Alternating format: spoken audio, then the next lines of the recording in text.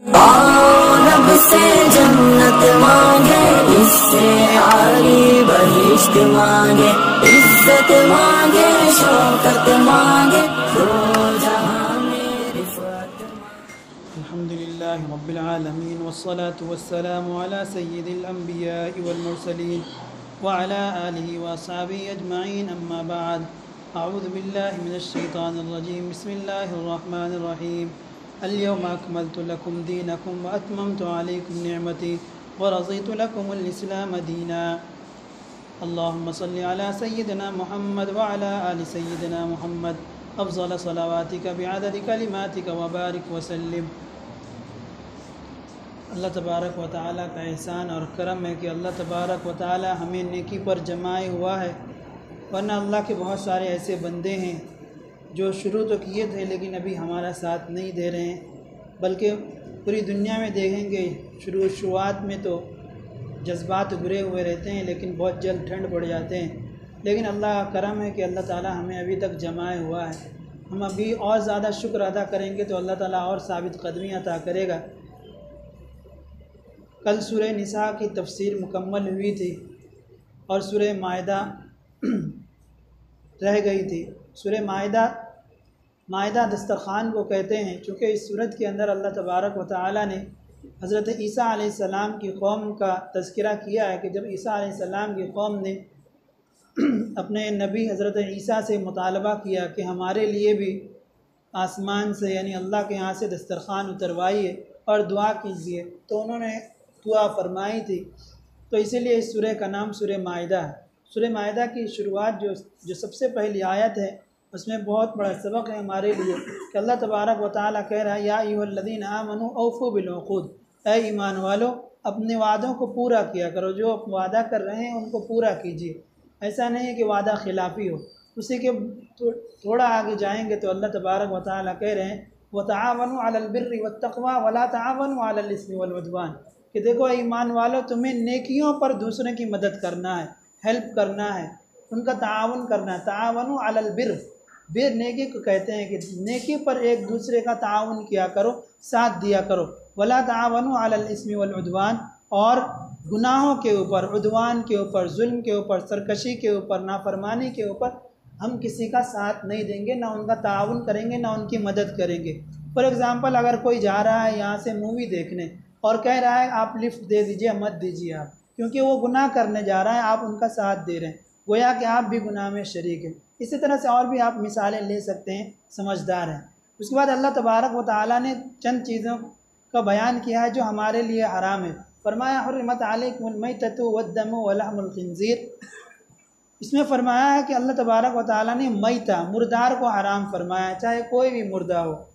इंसानी मुर्दे तो अवलन जायज़ ही नहीं है, दीगर मुर्दे यानी बकरी है, बकरा है या दूसरे जानवर है, मर गए हों तभी मौत या आबाई या वबाई मौत मर गए हों, तो फिर हम उसका नहीं खा सकते हैं। अब क्यों नहीं खा सकते हैं, डॉक्टर आपको बता देंगे, क्योंकि उनका खून जम जाता है, जम जाने के बाद इजाज़त नहीं है, वो खाएंगे नुकसान आपको होगा, ये डॉक्टर से आप पूछ लीजिएगा। तो अल्लाह तबारक व तआला ने मैता फरमाया, फिर हुर्रिमत अलैकुमुल मैततु वद्दम, और खून भी हमारे लिए हराम है। खून पीना, जैसे हमारे बिरादरान वतन को देखेंगे कि पेशाब भी पीते हैं और बहुत सारे लोग खून भी पीते हैं जब वो बलि चढ़ाते हैं, तो तबर्रुकन वो लोग उनके अपने मज़हब के एतबार से। लेकिन हमारे लिए खून भी जायज़ नहीं है। हाँ, दो खून हमारे लिए जायज़ है। अल्लाह के नबी सल्लल्लाहु अलैहि वसल्लम ने फरमाया कि दो खून तुम्हारे लिए जायज़ है, वो एक कलेजी और एक तिल्ली, ये दोनों खून ही है, लेकिन हमारे लिए इस उम्मत के लिए जायज़ है, दीगर उम्मतों के लिए यह जायज़ नहीं था। उसके बाद अल्लाह तबारक व तआला ने खिंज़ीर जो है वो भी उसके ताल्लुक़ से फरमाया, ये भी तुम्हारे लिए हराम है। इसी तरह से वो जानवर जिस पर अल्लाह का नाम नहीं लिया गया, दीगर का नाम लिया गया, चाहे औलिया किराम का नाम लिया गया मगर अल्लाह का नहीं लिया गया, तो वो भी मज़बूहा हराम है। उसी तरह से जो बलि चढ़ाते हैं या वो दुकान, वो शॉप्स जहाँ पर हमें वो एहतियात नहीं करते हैं कि मुसलमानों से ज़बह नहीं करवाते हैं, हम सडनली वहाँ जाते हैं, ले लेते हैं, हमें एहतियात करना चाहिए। उसी तरह से गैर मुस्लिमों के वो दावत जिनमें वो गोश्त वगैरह का एहतमाम करते हैं, तो आमतौर पर वो ऐसी दुकानों से या शॉप से लेते हैं जहाँ अल्लाह का नाम नहीं लिया जाता, तो उसमें भी हमें एहतियात करना चाहिए, नहीं खाना चाहिए। फिर अल्लाह तबारक व तआला ने एक आयत, इसमें वो अजीम आयत है इसी के बाद, अल-यौमा अकमलतु लकुम दीनकुम, कि हज़रत उमर फ़ारूक रज़ी अल्लाह अन्हु के पास एक यहूदी आया और कहा कि अगर हमारे दरमियान ये आयत होती, ऐसी अजीम आयत, तो हम सालाना जश्न मनाते उस दिन। तो हज़रत उमर ने पूछा वो कौन सी आयत है? तो फरमाया, उन्होंने कहा कि वो है अल-यौमा अकमलतु लकुम दीनकुम व अतममतु अलैकुम निअमती व रज़ीतु लकुमुल इस्लाम दीना, कि जिस दिन अल्लाह तबारक व तआला ने कहा कि अल-यौमा अकमलतु लकुम दीनकुम, आज मैंने तुम्हारे लिए तुम्हारा दीन मुकम्मल कर दिया, यानी अब दीन में न कोई इजाफ़ा होगा और न कोई कमी होगी। अगर दीन में कोई इजाफ़ा कर रहा है ये समझ के कि सवाब का काम है, ये बिदअत है, इससे बचना चाहिए। कुल्लु बिदअतिन ज़लाला व कुल्लु ज़लालतिन फिन्नार, कि हर बिदअत गुमराही है और हर गुमराही जहन्नम में ले जाने वाली है। चाहे हम दीन समझ करके कर रहे हो, लेकिन अगर वो अल्लाह के नबी और सहाबा ने नहीं किया है तो हमारे लिए कोई जवाज़ की सूरत नहीं निकलती है। तो ये अल्लाह तबारक व तआला ने उस दिन ऐलान कर दिया कि तुम्हारे लिए तुम्हारा दीन आज हमने मुकम्मल कर दिया, व रज़ीतु लकुमुल इस्लाम दीना, और मैं तुम्हारे लिए दीन के एतबार से इस्लाम पर राज़ी हो गया हूँ। अब अगर कोई दूसरे मज़हब को इख्तियार करता है, यानी इधर का भी लेता है उधर का भी लेता है, अल्लाह तबारक व तआला साफ़ कहता है, हमने इससे पहले कहा वमन यब्तग़ि गैरल इस्लामी दीनन फलन युक़बल मिन, जो भी इस्लाम के अलावा दीन को अपनाएगा, चाहे हम शौकिया ही अपना रहे हैं, फलन युक़बल मिन, हरगिज़ कबूल नहीं किया जाएगा। तो हज़रत उमर फ़ारूक ने उनको जवाब दिया कि मुझे याद है उस दिन, यानी वो तरग़ीब दिलाना चाह रहा था कि आप भी इस दिन को जश्न मनाइए कि इस दिन आपका इस्लाम मुकम्मल हुआ। तो हज़रत उमर ने जवाब दिया कि अल्लाह के बंदे, मुझे याद है वो वक्त जिस वक्त अल्लाह के नबी के ऊपर ये आयत नाजिल हुई, वो मकाम भी याद है, वो दिन भी याद है, जो हमारे लिए कई ईदें जमा हो गई थी। तो फरमाया वो कौन दिन, पूछा वो कौन दिन था? तो हज़रत उमर फ़ारूक ने फरमाया वो अरफा का दिन था, जिस दिन हाजी वकूफ़ अरफा करते हैं। यानी हज का असल रुकन जो है, हम समझते हैं हज करने जाते हैं काबतुल्लाह के इर्द गिर्द जो चक्कर लगाते वो हज है, हज असल वो नहीं है। हज असल वकूफ़ अरफा है, अरफा में वकूफ़ करना, अरफा का जो मैदान है वहाँ ठहरना, चाहे कुछ ही देर हो लेकिन ठहरना, तभी हमारा हज होगा। तो हज़रत उमर ने जवाब दिया कि अरफा के मैदान में अल्लाह के नबी के ऊपर 9वें ज़िलहिज्जा को ये आयत नाजिल हुई थी, इसी और उस दिन कई एतबार से मुसलमानों के लिए खुशी का दिन था, इसलिए मज़ीद हमें खुशी और जश्न मनाने की ज़रूरत नहीं है। हाँ, हम अल्लाह का शुक्र अदा करते हैं कि इस्लाम की नेमत से उसने हमें नवाजा है। उसके बाद अल्लाह तबारक व तआला ने आगे चल करके कहा कि हे ईमान वालो, तुम क्या है, कूनू क़व्वामीन लिल्लाहि शुहदा बिल क़िस्त वला यजरिमन्नकुम शनआन क़ौमिन अला अल्ला तअदिलू इअदिलू हुवा अक़रबु लित्तक़वा। क्या है ईमान वालो, तुम इंसाफ को कायम रखो, अदल को कायम रखो। चाहे तुम्हारे ऐसा ना हो कि तुम्हारे कोई रिश्तेदार हों और वो गलती पर हों और तुम्हारी रिश्तेदारी की वजह से तुम शहादत देने, गवाही देने से रुक जाओ, या फिर तुम गलत फ़ैसला करने लगो। अल्लाह कह रहे हैं ईदिलू, बराबर इंसाफ करो, हुआ अक़रबु लित्तक़वा, वो तक़वा के ज़्यादा करीब है। उसके बाद अल्लाह तबारक व तआला ने आगे चल कर के हज़रत मूसा अलैहिस्सलाम की कौम का बयान किया है कि हज़रत मूसा अलैहिस्सलाम की कौम जो अपने घरों से निकाल दी गई थी और बिल्कुल चटियल मैदान में और बाहर निकली हुई थी।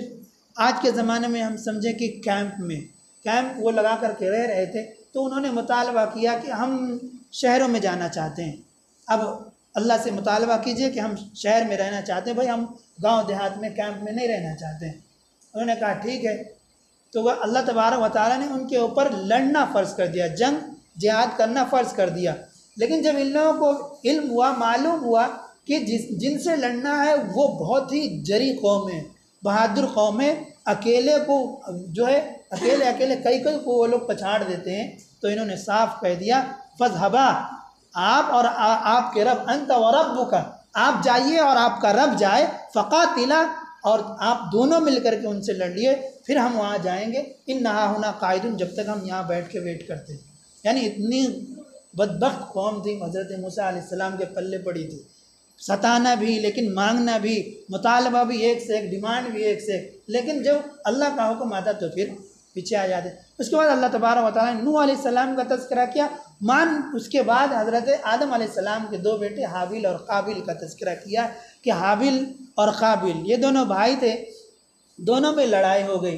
किस ताल्लुक़ से लड़ाई हुई कुरान खामोश है, लेकिन हम तफासिर उठाते हैं और दीगर कुतुब उठाते हैं तो वहाँ हमें मिलता है कि हाबिल और काबिल, हाबिल जो बड़ा था और काबिल छोटा था। हाबिल उतना नेक नहीं था, काबिल बड़ा नेक था, लेकिन लड़ाई इस बात पर हुई थी उन दोनों में कि हज़रत जो आदम अलैहिस्सलाम की औलाद थी उस टाइम पर दो दो बच्चे होते थे।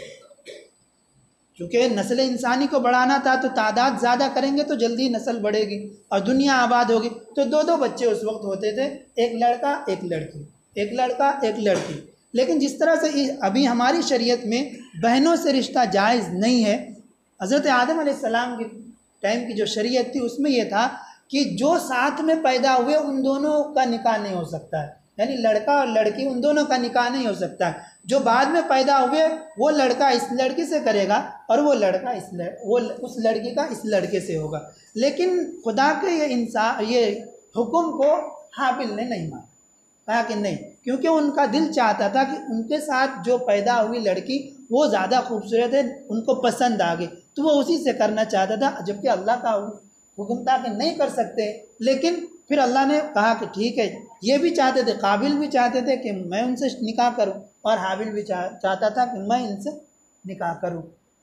अल्लाह ने कहा कि ऐसा करो, तुम लोग कुर्बानी दो।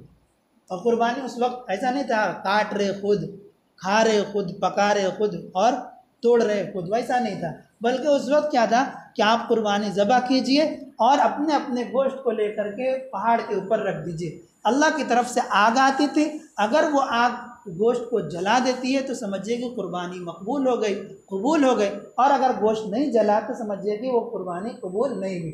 अल्लाह ने हमारे लिए इतना रहम करम का मामला किया कि हम दिखावा नाम नमूद हज़ारों लोग कर रहे होते हैं, लेकिन मालूम नहीं पड़ता है कि इनकी कुर्बानी कबूल हुई या नहीं। नहीं तो ताना मार मार के लोग जीना दुश्वार कर देते। ये देखो नेक बन रहे, साल भर नमाज पढ़े, इनकी कुर्बानी कबूल नहीं हुई। होता भाई, इंसान खसलत में ये चीज़ें हैं, लेकिन अल्लाह ने हम पर एहसान किया कि ये चीज़ें अपने पास पोशीदा रखी। लेकिन उस टाइम पर ऐसा था कि जाहिर हो जाता, आग आती जला देती तो कबूल।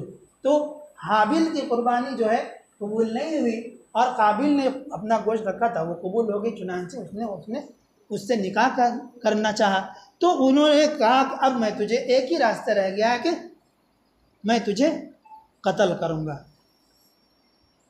तो इन्होंने जवाब दिया कि लइन बसत्त इलैया यदक लितक़्तुलनी मा अना बिबासितिन यदी इलैका लिअक़्तुलक, आप मेरी तरफ अगर हाथ बढ़ाते हैं मुझे मारने के लिए, कत्ल करने के लिए, आप जुल्म कर रहे हैं, लेकिन मैं अपना हाथ नहीं बढ़ाऊंगा, मैं जुल्म नहीं करूंगा, क्योंकि अल्लाह ने हमें इससे मना किया है। चुनांचे फिर उसने हाबिल ने काबिल को कत्ल कर दिया, और ये दुनिया का सबसे पहला कत्ल है। क़यामत तक जितने कत्ल हो रहे हैं नाहक, सबका गुनाह उतना ही हाबिल को ही मिलेगा, क्योंकि अल्लाह के नबी सल्लल्लाहु अलैहि वसल्लम ने फरमाया कि जिसने नेकी को अगर रिवाज दिया और जितने लोग नेकी पर अमल करेंगे सबका सवाब उसको मिलेगा, लेकिन उस नेकी पर अमल करने वाले को कोई सवाब में कमी नहीं होगी। उसी तरह से अगर कोई बुराई कर रहा है, मूवी फॉरवर्ड कर दिया, जितने लोग देखेंगे सबका गुनाह होगा। उसी तरह से उसने कत्ल किया हाबिल ने, तो क़यामत तक जितने कत्ल होंगे सबका गुनाह उसको जाएगा। उसको इसने कत्ल तो कर दिया, लेकिन इसको समझ में नहीं आया अब क्या करना है, तो अल्लाह ने फिर कौवे को भेजा। एक कौवा मरा पड़ा था और एक कौवा अपनी चोंच से खोद करके उसको दफन कर रहा था। तो उसने अपनी आजिज़ी और इंकिसारी का इजहार किया कि मैं इस कौवे से भी गुज़रा हो गया हूँ कि मुझे अपने भाई को दफन करना भी नहीं आता। उसके बाद अल्लाह तबारक व तआला ने फरमाया मिन अजलि ज़ालिक कतबना अला बनी इसराईल अन्नहु मन क़तल नफ्सन बिग़ैरि नफ्सिन औ फ़सादिन फ़कअन्नमा क़तल अन्नास जमीआ। हमारे इस्लाम को दहशतगर्दी का कहते हैं मज़हब है, दहशतगर्दी को प्रमोट करता है, फ़रोग़ देता है, लेकिन यहाँ देखिए कुरान कह रहा है कि अगर किसी ने एक नफ्स का, एक इंसान का नाहक कत्ल किया तो गोया कि उसने पूरी इंसानियत को कत्ल कर दिया, और अगर किसी ने फसाद किया तो उसने भी इंसानियत को कत्ल कर। भला वो इस्लाम जो इस हद तक तलकीन कर रहा हो वो प्रमोट करेगा दहशतगर्दी को? भाई सब कुछ करो आप, इल्ज़ाम डालो हम पर, बना रहे आप, सब कुछ तो बना रहे हैं, वही ख़रीद रहे हैं कोई और, बेच रहे हैं कोई और, लेकिन इल्ज़ाम वो होता है ना, गरीब की बीवी सबकी भाभी। तो वैसे ही आज इस्लाम हो गया कि जो भी गलती खुद कर लो नाम डाल दो, जो कमज़ोर मुल्क है उनके ऊपर डाल दो, जो कमज़ोर मुल्क है उन पर जाकर के इल्ज़ाम डाल दो और सब कुछ कर दो। आपने इराक़ का, सीरिया का देखा होगा कि क्या क्या इल्ज़ाम डाले, लेकिन मिला क्या? कुछ नहीं मिला। लेकिन जाने कितनी गई हैं? 17 लाख सिर्फ मुल्क शाम के अंदर 17 लाख मुसलमान शहीद किए गए। इसके ज़िम्मेदार कौन है भाई? जो दुनिया में जो बना रहे हैं, असलहा बना रहे हैं, बारूद बम बना रहे हैं, जो टैंक बना रहे हैं और दीगर असलहा जात बना रहे हैं, वो ज़िम्मेदार होंगे ना भाई। अगर कोई किसी गोली से जो हम खाते हैं बीमारी के लिए अगर नुकसान होता है तो ज़िम्मेदार कौन है? जो कंपनी है वो ज़िम्मेदार होती है। बना रहे हैं खुद, बेच रहे हैं खुद। अच्छा, वहाँ की इक्तिसादी जो मईशत है आधी से ज़्यादा इसी के ऊपर, असले के ऊपर टिकी हुई है। अगर नहीं बेचेंगे तो भूखे मर जाएंगे। लेकिन इल्ज़ाम मुसलमानों पर है। ये अल्लाह के नबी सल्लल्लाहु अलैहि वसल्लम की पेशन गोई है कि इस्लाम जो है जब नमूदार हुआ था तो बिल्कुल गरीब था और आखिर ज़माने में भी गरीब हो जाएगा। सयकून गरीबा, और अनकरीब वो गरीब हो जाएगा, यानी काबिल रहम मुसलमान हो जाएंगे। तो घबराने की ज़रूरत नहीं है। इस वक्त में भी हमें साबित कदमी का मुजाहरा करना। आगे चल कर के अल्लाह तबारक व तआला ने चोरों का हुक्म दिया, वसारिक़ु वसारिक़तु फ़क़्तऊ अयदियहुमा जज़ाअन बिमा कसबा नकालन मिनल्लाह, कि चोर या चोरनी अगर चोरी करते हैं और उनका चोरी करना साबित हो जाता है, गवाही सच्चे गवाह गवाही दे देते हैं, तो फिर उसके बदले में उनका हाथ काटा जाएगा। ये नहीं कि हम और आप लॉ एंड ऑर्डर को हाथ में ले लें, बल्कि जहाँ इस्लामी कानून नाफिज है वहाँ के लिए ये आप देखिए। फिर आगे चल कर के अल्लाह तबारक व तआला ने क़िसास का हुक्म दिया। वकतबना अलैहिम फ़ीहा अन्न नफ्स बिन्नफ्स वल ऐन बिल ऐन वल अनफ़ बिल अनफ़ वल उज़्न बिल उज़्न वस्सिन्न बिस्सिन्न वल जुरूह क़िसास, कि अगर किसी ने कान काट दिया तो उसके बदले में उसका कान काटा जाएगा। किसी ने किसी की नाक काट दी तो उसके बदले में उसकी नाक काट दी जाए। किसी ने किसी को हाथ तोड़ दिया तो उसके बदले में उसका हाथ तोड़ा जाएगा। ये इस्लाम का कानून है। ये क्यों है? जुल्म और तुग़यानी से इंसानियत को बचाने के लिए। आप बाज़ाहिर जिनको नॉलेज नहीं होता है, इल्म नहीं होता, वो कहते हैं भाई इस्लाम कहता, मज़हब कहता है कत्ल के बदले कत्ल कर दो। आप एक कत्ल को देख रहे हैं जहाँ इस्लामी कानून बराए नाम भी अगर नाफिज है तो वहाँ देखिए जराइम की शरह, और जहाँ इस्लामी कानून नहीं है वहाँ जराइम की शरह देखिए। जराइम यानी गुनाह, कत्ल, गारतगिरी, चोरी, डकैती वहाँ बिल्कुल आम है जहाँ इस्लामी कानून नहीं है। क्यों? उनको क्या है, जाएंगे 6 महीना रहेंगे फिर आएंगे, फिर वही काम करेंगे। लेकिन अगर एक बंदा कत्ल होता है, इस्मत दरी हमारे यहाँ बहुत आम है। हमारे यहाँ के गैर मुस्लिम बरादरान वतन भी कहते हैं कि औरतों के सिलसिले में, इस्मत दरी के सिलसिले में, आबरू रेज़ी के सिलसिले में इस्लामी कानून को नाफिज कीजिए। यहाँ के जो बड़े थे दुनिया से गुजर गए, उन्होंने भी सारी ज़िंदगी मुतालबा किया है कि औरतों के सिलसिले में इस्लामी कानून ही सबसे बेहतर मुतबादिल है। अगर एक को हम कर देते हैं सारा मोहल्ला खामोश हो जाएगा किसी औरत पर नज़र उठाने के लिए। इसलिए आप अरब कंट्री में जो गए होंगे देखेंगे, नमाज का वक्त होता है, दुकान खुली हुई है, जाते हैं नमाज़ पढ़ने, कोई किसी की मजाल नहीं एक चीज़ उठा लें। क्यों? हाथ कटने का डर रहता है। एक का काट दीजिए सारे लाइन पे आ जाएंगे, सारे चोर जो है अपना बिजनेस शुरू कर देंगे, कोई कारोबार करना शुरू कर देंगे। तो ये इस्लामी कानून का मकसद ये है कि इंसानियत को अमन और पीस और शांति अता करना है। एक को सज़ा दीजिए सारे लोग लाइन पे आ जाएंगे, लेकिन सज़ा नहीं है तो सारे लोग आगे निकल रहे। इसके बाद अल्लाह तबारक व तआला ने और भी बहुत सारे अहकामात इसमें नाजिल फरमाए। फिर आगे चल कर के 7वां पारा है। 7वां पारे में अल्लाह तबारक व तआला ने जहाँ बहुत सारे अहकामात नाजिल फरमाए हैं, वहीं पर कहा है कुलू मिन तय्यिबाति मा रज़क़नाकुम, कि तुम जो है वो चीज़, या अय्युहल्लज़ीना आमनू ला तुहर्रिमू तय्यिबात, कि ला तुहर्रिमू, कि तुम जो तय्यिबात है, पाकीज़ा माल है, उसको हराम मत करो, लेकिन जो हराम माल है उसको खाओ मत। वकुलू मिन तय्यिबाति मा रज़क़नाकुम, जो तुमको हमने हलाल रोज़ी अता की है उसमें से आप खाइए पीजिए।